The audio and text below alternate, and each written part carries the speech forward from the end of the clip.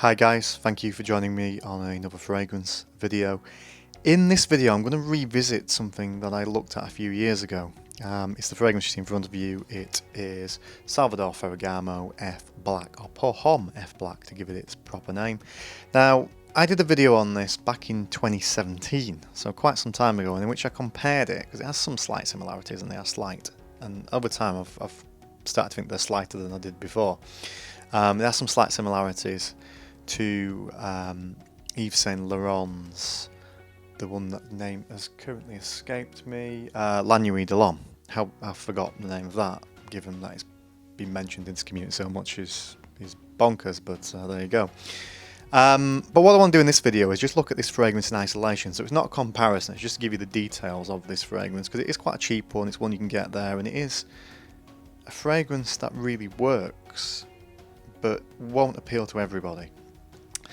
Just give you a bit of background. This fragrance was created by a guy called Olivier Polge, and that's the man who is behind fragrances like Spice Bomb and Pour Homme. And like those fragrances, this has that spicy, real sort of masculine appeal to it.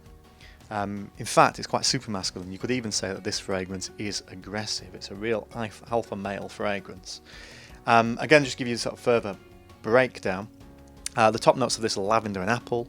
In the middle you have black pepper, coriander, and then at the base there is tonka bean and laburnum. I might be pronouncing that last one completely incorrect.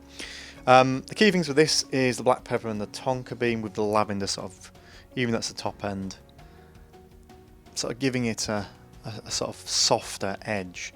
But really is, as I said before, quite an aggressive, quite an in-your-face fragrance. So it's not for the faint-hearted. It's spicy, yet powdery. The powdery element really comes through in the dry down.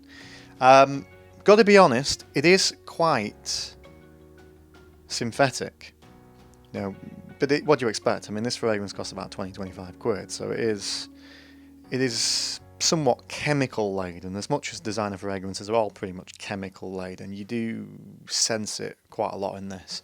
But that doesn't mean it's necessarily a bad fragrance. And despite its aggressiveness and despite that chemical element to it, that synthetic element to it is the better term, this is a surprising compliment getter.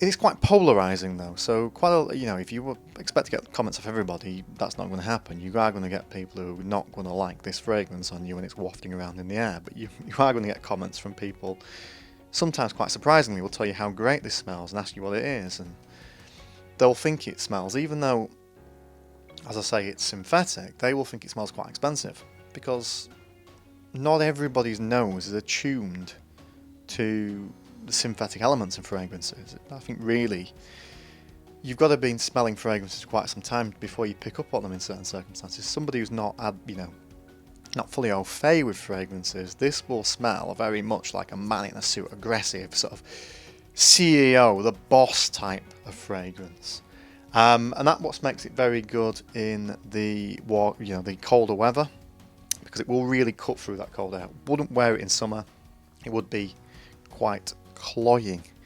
But it is one that you probably like. Now, the weird thing with this is it's not in any of the notes. And it's not really in any of the descriptions that you will see or hear about this fragrance. But weirdly, I get a kind of fruity cherryness to it as well. I think that's possibly just my own nose that picks it out.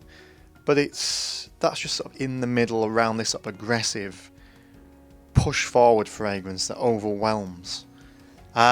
So, as I say, not one for the faint-hearted. I would suggest doing a sampler before you go out and purchase this. I wouldn't commit to a whole bottle until you've tested it. I got a sampler of this before I bought it, went through that sampler in about a week and then treated myself to a full bottle, and that full bottle was many years ago, and even today I've not, because my rotation's so large, I've only used probably half of it, so it's not one that gets particular amount of wear these days. I am going to endeavour to wear it more because I do like it, even though, as I say, I can pick out those synthetic elements. But anyway, that is my 2 penn'orth for now.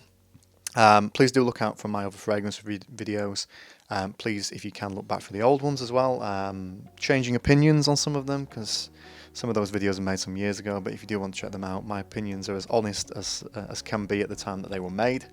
And if you can like and subscribe, that would be very much appreciated anyway. That's enough for me waffling on. I don't do any kind of scripts or plans for these videos. I kind of just hit record and get going. So I'll leave you in peace now. But as I say, thank you for watching, and do look out for more fragrance videos in the future. Thank you.